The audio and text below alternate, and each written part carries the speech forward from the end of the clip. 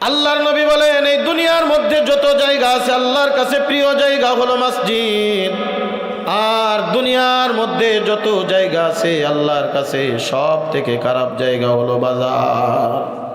কিয়ামতের আলামতের মধ্যে আল্লাহর নবী সাল্লাল্লাহু আলাইহি ওয়াসাল্লাম বলেন, ওয়া যাহারাতিল আসওয়াতু ফিল মাসাজিদ, যখন দেখবা মসজিদের মধ্যে শোরগোল বেড়ে গেছে, যখন দেখবা মসজিদের ভিতরে দুনিয়ার কথোপকথনগুলো বেড়ে গেছে, যখন দেখবা মসজিদের ভিতরে ইবাদত বন্দেগীর থেকে দুনিয়ার কথাবার্তা বেশি হয়, তখন মনে করে নিবা কিয়ামত বেশি দূরে নয়, এটা কিয়ামতের আলামতের মধ্যে একটা আলামত।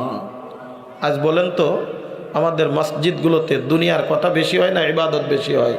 মসজিদে আজান দিয়েছে, গেছে, যাওয়ার পরে দেখে 5 মিনিট সময় আছে, 10 মিনিট সময় আছে, সুন্নাত কোনো রকম মুরগি ঠোকর দেওয়ার মতো 2-4টা ঠোকর দিয়া এইবার বসে যে কয় কি ধান লাগাচ্ছ এবার কদিন, কথা কন ঠিক কিনা? আপনাদের যশোর অঞ্চলে আসেনি? কি ধান লাগাচ্ছ? কয় না 51 ভালো হচ্ছে না, গুটি স্বর্ণা লাগাও। গুটি স্বর্ণা ভালো না, এইটা লাগাও। নতুন আবার কি ধান আসছে, এইটা লাগাও। মসজিদে 2 মিনিট সময় পাবে, 2 মিনিটে দেখবেন আষাঢ়ে গল্প শুরু করে দেছে। যদি কেউ বলে ভাই গল্প করে না, বলে তুমি চুপ করো।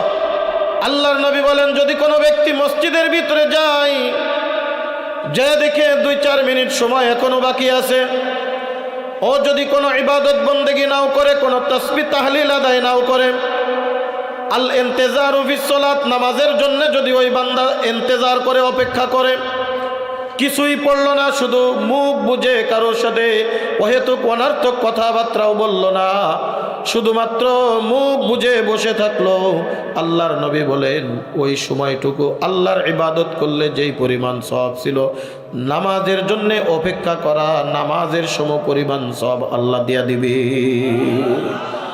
মসজিদের ভিতরে গিয়া যদি কোনো ব্যক্তি একবার কথা বলে, আল্লাহর ফেরেশতারা ডাক দেয়, বলে আল্লাহর প্রিয় বান্দারা চুপ করো। আবার কথা বললো, বলে হে আল্লাহর বান্দা চুপ করো, চুপ করো। আবার কথা বললো, ওই ব্যক্তি ডাক দিয়ে বলবে আল্লাহর নাফরমান, মসজিদ থেকে বাহির হয়ে যাও, মসজিদ থেকে বাহির হয়ে যাও। কারণ মসজিদ তোমার জন্য না, কারণ মসজিদ দুনিয়ার কথা বলার জন্য না, মসজিদে ইবাদত চলবে কার? আরো জোরে বলেন কার?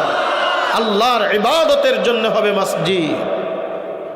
আর মসজিদে দুনিয়াবি কথা বলা এটা কিয়ামতের আলামত। সব মসজিদে দেখবেন সামনে লেখে থাকে মসজিদে দুনিয়াবি কথা বলা হারাম। কে দেখে লেখা আর কে শুনে কার কথা? ইমাম সাহেব বলে খবরদার কথা বলবা না, ওরা আরো বেশি করে কয়। হযরতে আলী রাদিয়াল্লাহু তাআলা আনহু বলেন, এক ব্যক্তি কথা বলতেছে, আপনি বললেন এই কথা বলে না, এটাও একটা অনর্থক কথা। এটাও কি? এখন আপনি বলবেন যে আমি তো কথা বলি নাই, হেরে চুপ করাচ্ছি, বলে তার ইশারায় চুপ করাও, এভাবে মুখে আঙ্গুল দিয়ে চুপ করো, কথা বলবে না। আল্লাহর নবী বলেন, এই দুনিয়ার মধ্যে যত জায়গা আছে আল্লাহর কাছে প্রিয় জায়গা হলো মসজিদ। আর দুনিয়ার মধ্যে যত জায়গা আছে আল্লাহর কাছে সব থেকে খারাপ জায়গা হলো বাজার। আর এই বাজারের মধ্যে একটা দোকান, যেই দোকানে দেখবেন আলসেমির একটা জায়গা চেয়ার পাইতা দেছে, অনেক জায়গায় দেখবেন টেবিল বসায় দেছে, বৈশা বৈশা বৈশা বৈশা 1 কাপ চা খাবে, 3 ঘন্টা বসে দুনিয়ার আলতু ফালতু কথা কবে। কথা ঠিক না? আমি ইন্ডিয়ায় গিয়েছি প্রোগ্রামে করার জন্য, কোনো দোকানের ভিতরে আমি এরকম চেয়ার পাতানো দেখি নাই। মাটির গটির ভিতরে ছোট্ট ছোট্ট কাপ, মাটির এই কাপের ভিতরে আপনার চা দেওয়া হয়, খাবেন ফেলে দিয়ে চলে যাবেন হাঁটতে হাঁটতে, কারণ হিন্দু তো বেশি, হাঁটতে হাঁটতে খাবে, চলতে চলতে খাবে, অথবা দাঁড়ায় খাইয়ে দিয়ে ফেলাই দিয়ে চলে যাবে। অনর্থক কথা বলার সময় নাই, অনর্থক গল্প গজব করার সময় নাই।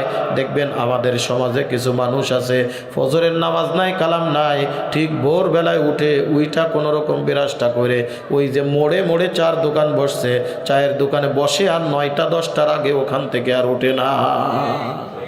যশোরে আসেনি আপনাদের? চার দোকানে 3 ধরনের লোক বেশি পাওয়া যায়। কয় ধরনের?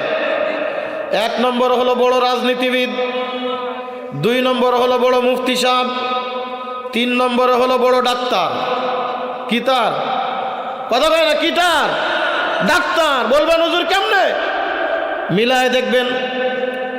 শেখ হাসিনা না যা বুঝেছে, খালেদা জিয়া না যা বোঝে, বড় বড় কেন্দ্রীয় লিডাররা যা না বোঝে, চার দোকানে বসেও সব বোঝে। ও দেখবেন একটা গোল টেবিল বৈঠক, ও দুনিয়ার কেউ ওর কাছে নাই, সব ভুল, ও যা বোঝে সেটাই। দেখবেন দুনিয়ার সব রাজনীতি ওই জায়গায় চলে। আমি এই আপনাদের পাশেই তো কালীগঞ্জ নাকি ঝিনাইদহ, এই ঝিনাইদহ কালীগঞ্জের এক জায়গায় একটু দাঁড়াইছি, দাঁড়ায় বললাম ভাই এই জায়গাটার নাম কি? কয় হুজুর রাজনীতির মোড়। এই ক্যামেরাম্যান কই রে, আসেনি? রাজনীতির মোড় আছে না তোমাদের অঞ্চলে? রাজনীতির মোড়। বললাম রাজনীতির মোড় মানে? কয় এই জায়গায় রাজনীতি হয় খালি। ওই জায়গা আছে 2-3টা 4 দোকান, ওই যা বৈশা বৈশা রাজনীতি করবে, কোনো কাম নাই। অথচ ওই লোকটা যদি কাজে না যায় পরের দিন খাবার জুটবে না। ও হলো দুনিয়ার বড় রাজনীতিবিদ। কথা কন ঠিক কি ঠিক না? দেখবেন একজন লোক একটা মাসালা জিজ্ঞাসা করেছে, ইমাম সাহেব মনে করেন আপনাদের মসজিদের ইমাম সাহেব অথবা মাদ্রাসার মুতামিম সাহেব, সকালবেলায় চিন্তা করলো গলাটা কেমন কেমন লাগতেছে, একটু 1 কাপ গরম চা খেয়ে আসি। দোকানে যে বসছে, আপনি জিজ্ঞাসা করলেন হুজুর আপনারে তো দোকানে তেমন একটা পাই না। পেয়ে যখন গিয়েছি একটা মাসালা নিয়ে ব্যস্ত হয়ে গেছি, একটা পাগলের মতো হয়ে যাচ্ছি। হুজুর এই মাসালাটা কি হবে? দেখবেন হুজুর জবান খোলার আগে চারিপাশ থেকে শুধু ফতুয়ার ফতুয়া ফতুয়ার ফতুয়া। দুনিয়া জীবনে কোনোদিন মাদ্রাসায় বারান্দায় পা দেয় নাই, ও দেখবেন একটা ফতুয়া জাড়িয়ে দেছে। হুজুর আর কি কবে? হুজুর গেছে আমরা ভালো জানি। কই পাইছো? কই পাওয়া পাই দরকার নেই, আমার তো বড় হুজুর আর কেনা আছে। কোন রকম একটা রোগের নাম বলবেন, দেখবেন ঔষধের নাম শুধু চতুর্দিক থেকে আসতেছে। বলবেন কিরাম জানি গ্যাসের মতো একটা ব্যথা লাগতেছে, এ বলবে প্যারাসিটামল খা, ও কবে না ওই অ্যান্টাসিড খা, ও বলবে তুমি এটা না, যদি ভালো খাইতে চাও তাহলে তুমি সার্জেল খাও। আর একজন ডাক্তার বলবে না সার্জেল খায় না, তুমি একটু ইনু ওই যেই পাউডার আছে পাউডার খাও, তাড়াতাড়ি শেষ হয়ে যাবে না। এমন MBBS ডাক্তার ওর কাছে ফেল, অথচ একই রোগ নিয়ে যশোর হাসপাতালে যাবেন। ডাক্তার আপনার রোগের কথাবার্তা শুনে দেখবেন ডান পাশে বাম পাশে এরকম কি লিখবে, লিখে বলবে যাও 5টা টেস্ট করে আসো, 10টা 15টা টেস্ট করে আসো। তারপরে দেখবেন ঔষধ 2টা লিখে দিয়েছে। একই রোগ যখন আপনি চায়ের দোকানে বৈশা বলবেন, দেখবেন চতুর্দিক থেকে খালি ঔষধের নাম বলে। আমার একটা ভাতিজা ঔষধের দোকানদার, আমি ডাক দিয়ে বললাম তুমি তো জীবনে কোনো দিন ডাক্তারি পড়ো নাই, ঔষধ কেমনে বিক্রি করো? তুমি তো রোগ বলা মুসিবত কিছুই তো বোঝো না। ডাক দিয়ে কই চাচা বর্তমান ঔষধ বেচার জন্য রোগ চেনা লাগে না, কারণ যারা ঔষধ খায় তারা ঔষধের নাম জানে, রোগের নাম কয় না। কথা ঠিক না? রোগের নাম কয় না, ওষুধের নাম কয়। আমার মনে হয় একজন মূর্খ মানুষ 10-15টা ঔষধের নাম মুখস্থ আছে। কোন রোগের কি ওষুধ সে যায় খালি কবে এটা দাও ওটা দাও ওটা দাও। আল্লাহর নবী বলেন এই দুনিয়ার মধ্যে খারাপ জায়গা হলো বাজার, আর এই দুনিয়ার মধ্যে যত মজলিস আছে আল্লাহর দরবারে সব থেকে উত্তম মজলিস হলো কোরআন ও হাদিসের আলোচনার মজলিস আর জিকিরের মজলিস। যেই মজলিসের মধ্যে বসলেই আল্লাহ গুনাহ মাফ করে দেয়, যেই মজলিসের মধ্যে বসলে আল্লাহ তাআলা রহমতের সাকিনা নাজিল করতে থাকেন। আল্লাহর নবী বলেন ওয়া নাযালাত আলাইহিমুস সাকিনা, এ বান্দা যারা দুনিয়ার মধ্যে জান্নাতের বাগান মাহফিলের ময়দানে বসে গেলাম, জিকিরের ময়দানে বসে গেলাম, কোরআন ও হাদিসের আলোচনার মজলিসে বসে গেলাম, আল্লাহর নবী বলেন আল্লাহ পাক রব্বুল আলামিন তাদের উপরে সাকিনা নামক রহমত নাজিল করতে থাকেন।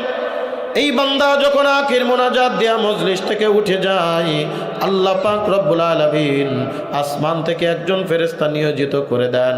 ওই ফেরেশতা ঘোষণা করতে থাকে ইয়া আব্দাল্লাহ কুমু মাগফুরাল লাকুম, ইয়া আব্দাল্লাহ কুমু মাগফুরাল লাকুম।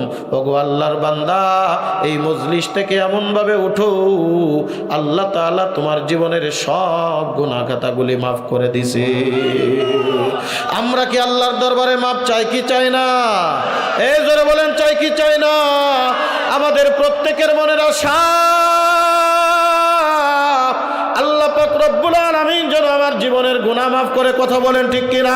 এই মজলিসে আমরা যারা এসেছি দুনিয়ার কোনো উদ্দেশ্য আসেনি, দুনিয়ার কোনো আকাঙ্ক্ষা আসেনি, দুনিয়ায় টাকা পয়সার লোভ লালসা আছে নাকি, খাওয়ান দাওয়ানের লোভ আছে নাকি, লাস্টে তবারক আছে নাকি? না, কিচ্ছু নাই। একটাই মাত্র আশা, আল্লাহ পাক রব্বুল আলামিন যেন আমার জীবনের গুনাহগাতাগুলি মাফ করে দেয়।